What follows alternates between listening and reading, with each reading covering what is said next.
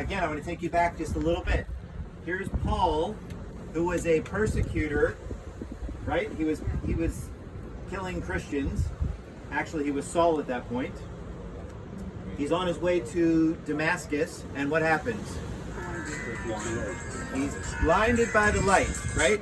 He sees the light come down. Saul, Saul, why persecutest thou me?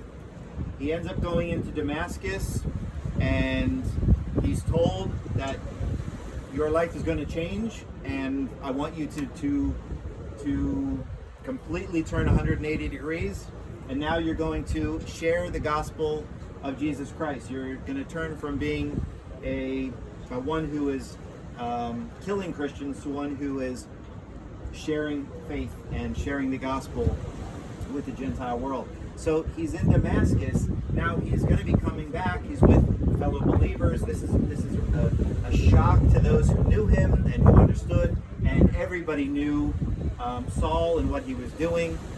And now he says, I'm going to go back to Jerusalem. They say, you can't go back to Jerusalem. They're going to kill you when they find out, what's happening, what you're saying, what you're doing now. He says, no, I'm not afraid to die. I'm going to Jerusalem. He goes to Jerusalem, and he's at the temple, and it's a big brouhaha, and you have the Jews coming up and the leadership coming up against him. He's hauled off, and here he is, and he's in this conflict, and he recognizes the two groups of people that are attacking him for what he's saying and what he's doing. And he's recounting to them his experience. He's giving the testimony of what happened to him when he's on the Damascus Road, and how he sees the light and what took place, and how he's changed and what he's doing.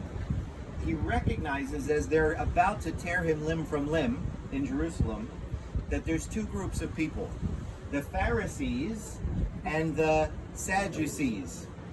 And Paul, being shrewd as he is, he says, I'm here and I'm under arrest, if you will, and you want to essentially kill me because of my belief in the resurrection and what I want to teach to you about the resurrection, what I'm saying about Jesus Christ and his resurrection from the dead.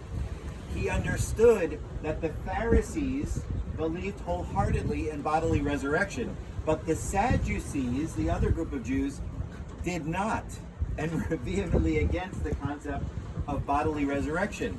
And so he throws, if you will, a grenade in the middle of the two groups, and they start duking it out, and it became so violent that the Roman soldiers and the commander were fearful that they would tear Paul limb from limb, because they were so angry at each other. So the commander in Jerusalem sends a letter with Paul, because he hears, amazing story in the Bible, Paul's sister's son hears that there's a group of 40 Jews who want to kill Paul. And they come up with a plan to go to the Roman commander to say, bring Paul again, because we need to hear more information from him. But they're planning to kill him. And Paul's sister's son overhears and knows what's going to happen. And he goes to Paul in the prison in Jerusalem, and he says, here's what's going to happen. This is what they're planning. And Paul says to the son, go tell the commander. He goes and tells the commander, and the commander realizes the next day there's going to be trouble. And Paul, he's worried because he knew that Paul is a Roman citizen. So he's very concerned, because their Roman citizens had rights, lots of rights. So he's very worried. So he sends, the Bible says, about 500 soldiers to escort Paul to Caesarea. So when he's coming to Caesarea, a letter comes to the person who's running the show here in Caesarea, Felix. And the whole explanation of why they're sending under guard Paul to this area, he says, I want to get him out of Jerusalem. He's a Roman citizen. You deal with him, essentially.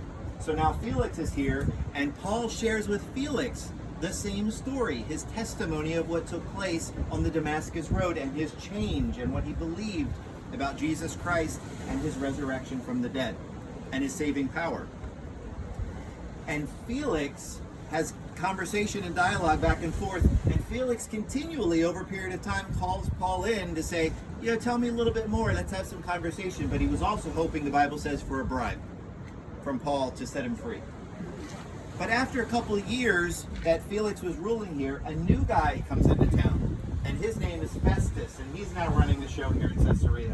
And Festus, when he comes in, right away he ends up going to Jerusalem, and those in Jerusalem say, hey, we want you to deal with this guy who's in prison here over in Caesarea. We want you to, take care of him and bring him up here to Jerusalem. And he says, no, I'm going to leave him down here in Caesarea, Festus says, and we'll take a look at him. He will look at his case down there in Caesarea.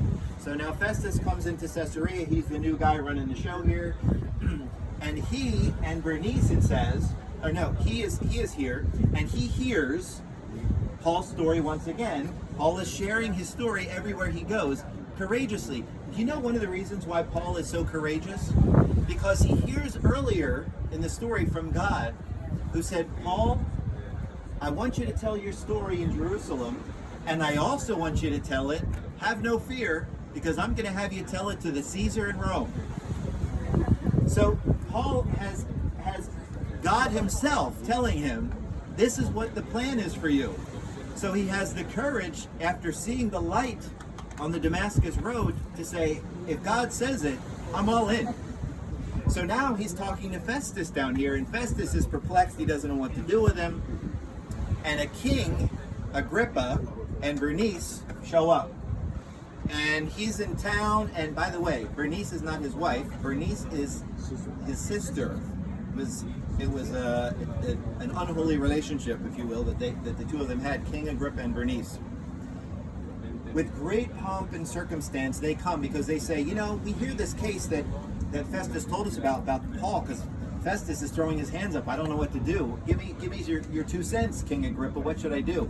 And King Agrippa says, I'd like to hear his case. I want to hear directly from him. So with great pomp and festivity, they come in. And it's right here. This is where it happened. Right here. The Herod's Judgment Hall. Right here, as part of the palace compound. Okay? Probably over where the fence is on the other side. Just down to the right, where you see straight across is the building on the other side of the harbor with the flag.